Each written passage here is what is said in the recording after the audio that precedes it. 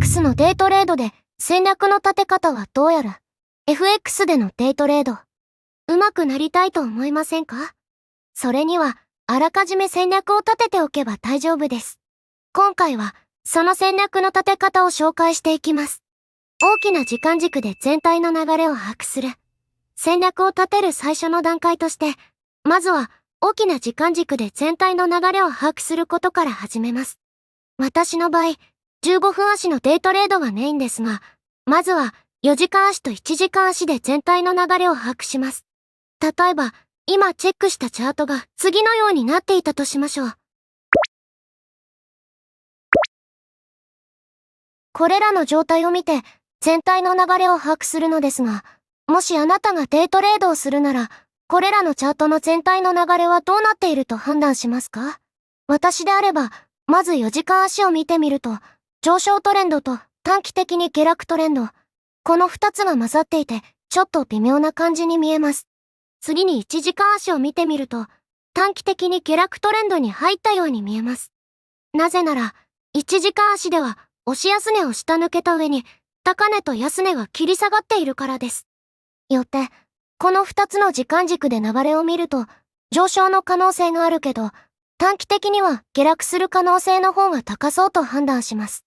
そして、デイトレードの場合、短期的な動きを狙っていくので、売り戦略を立てていきます。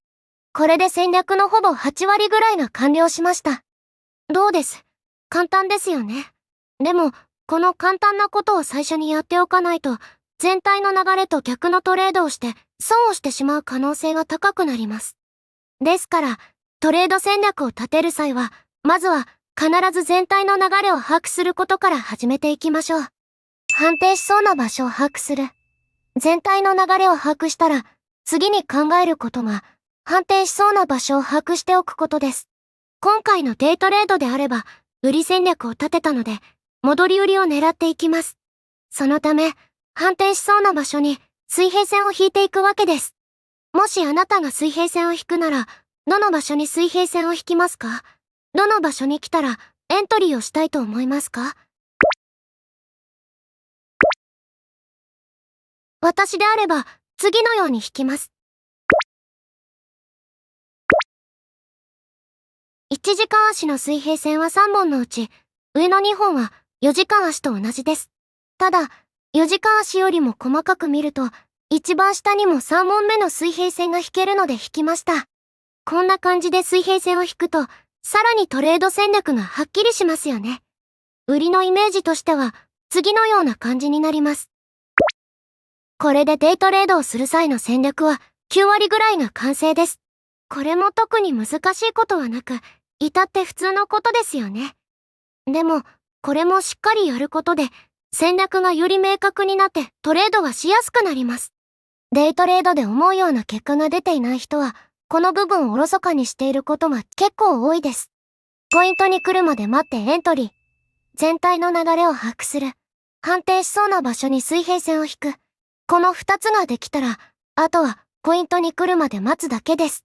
今回のチャートであれば、まずは次のように動きました。直近安値をしっかり更新してきました。ということは、直近のレジスタンスラインまで戻ってきたら、戻り売りを狙う戦略を使うことになりそうですね。では、さらにその後の動きを見てみると、次のようになりました。わずかに水平線に届かずに下落していきました。ちょっと取り逃した感がありますが、ここで悔しがらずに、もう一度短期的な戦略を立て直します。例えば、この動きから売りを狙うなら、次のようになってくれると売りを狙っていけます。だから、この動きが出るまでまたじっと我慢です。そして、この後の動きを見ると、次のようになりました。ピンクラインまでレートが戻ってきたので、いよいよ売り戦略が発動する形になりましたね。そしたらここからは、15分足に時間軸を落として、エントリーポイントを探っていきます。今の状態を15分足で見ると、次のような感じです。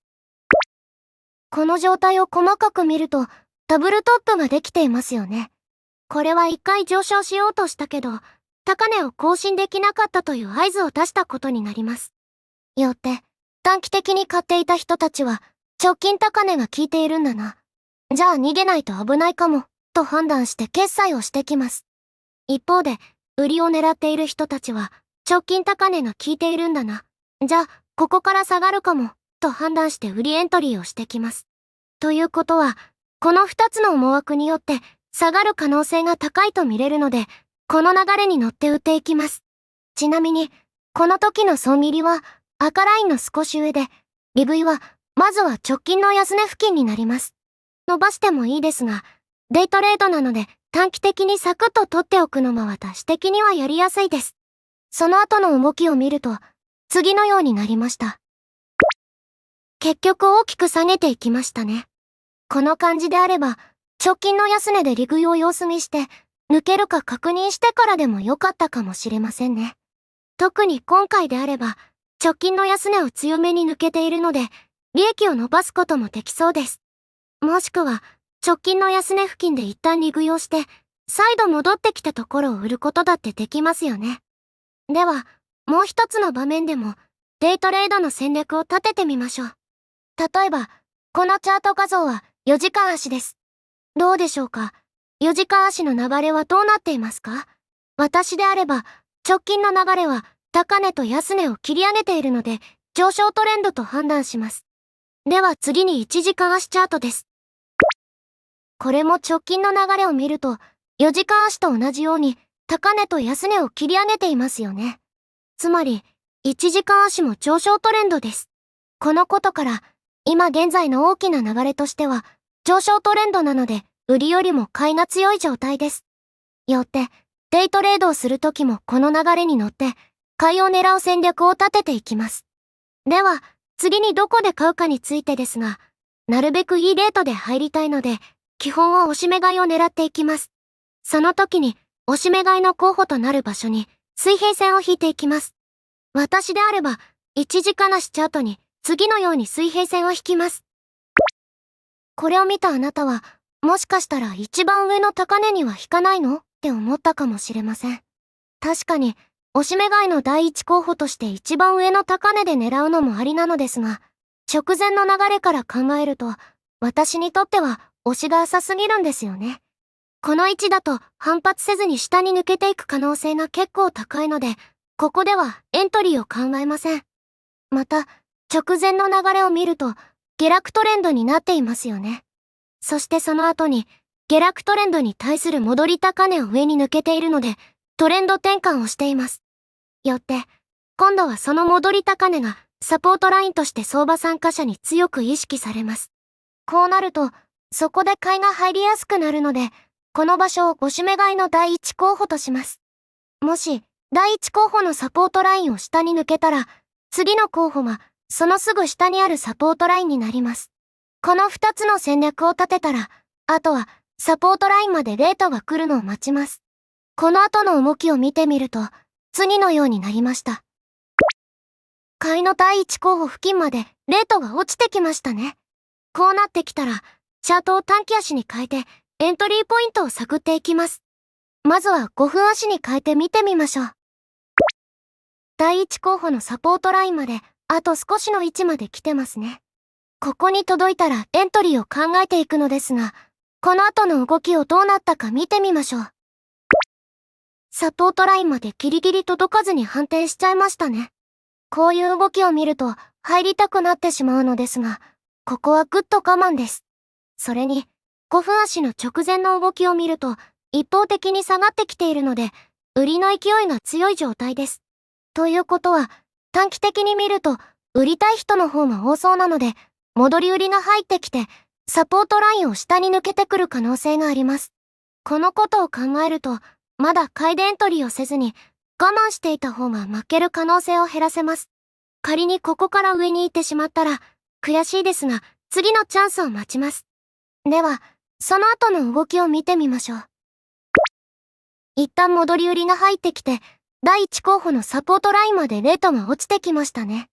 ここで反転するような動きがあれば、買いエントリーを狙っていきたいのですが、直前の流れが微妙に下落トレンドになっています。これだと、このまま下に抜ける可能性があるので、少し様子見をします。それではローソク足を1本進めてみます。かなり強い陽線が出てきましたね。しかも、サポートラインをほんの少し下に抜けた後に反発しているので、ちょっと魂っぽい動きをしています。これは、サポートラインが明らかに意識されている証拠です。ここで、ピンポイントでエントリーするために、1分足にチャートを変えてみましょう。1分足で見ても、サポートラインを下に抜けた時に、魂が起きたっぽい動きをしていますね。サポートラインを下に抜けた直後に、気になって陽線が出ている時って、売った人たちが騙されている証拠です。これは、サポートラインを下に抜けて大きく下がると考えて売った人たちが下髭陽線を見たことで、あ、やばい、ブレイク失敗だと焦って一斉に損切りをしてきました。売りの決済は買いになるので、この損切りがレートを押し上げる力になります。さらにこの動きを見て、買いを狙っていた人たちも参入してくるので、上昇する力がより強くなって上がっていくのです。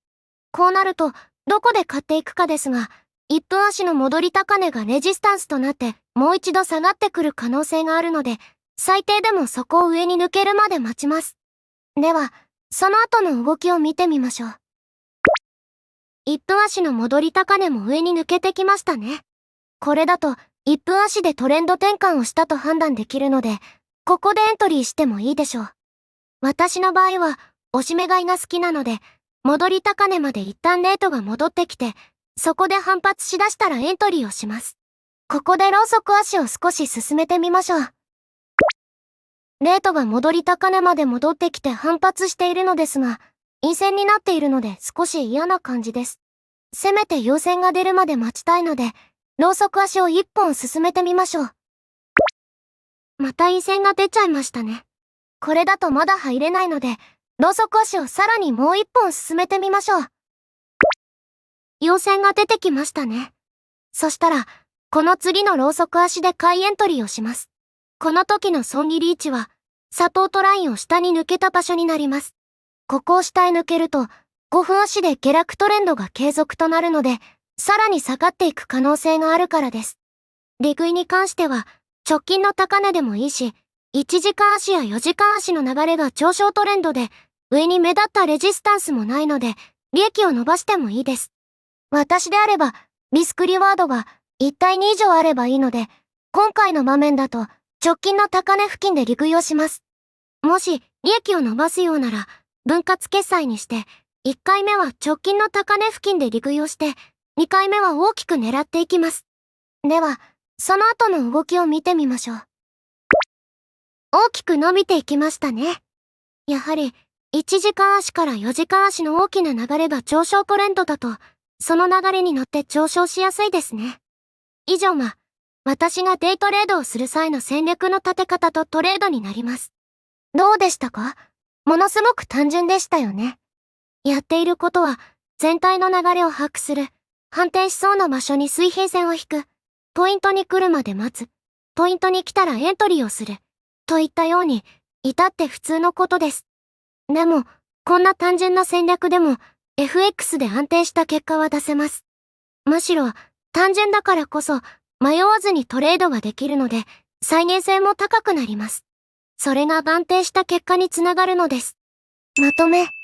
今回は、FX でデイトレードをする際の戦略の立て方をお伝えしてきました。戦略と聞くと、複雑なことをしないとダメなのでは、なんて思うかもしれませんが、実際はシンプルなことで十分通用します。むしろ、このシンプルな考え方の方が迷わずトレードができるし、トレードの精度も安定してきます。ですから、もしあなたが今現在、デイトレードの戦略の立て方に悩んでいるのであれば、まずは今回お伝えしたようなシンプルな戦略を立てられるようにしましょう。そうすれば、トレード内容も安定してくるはずですから。それではまた次回の動画でお会いしましょう。役に立ったと思ったらいいねとチャンネル登録をお願いします。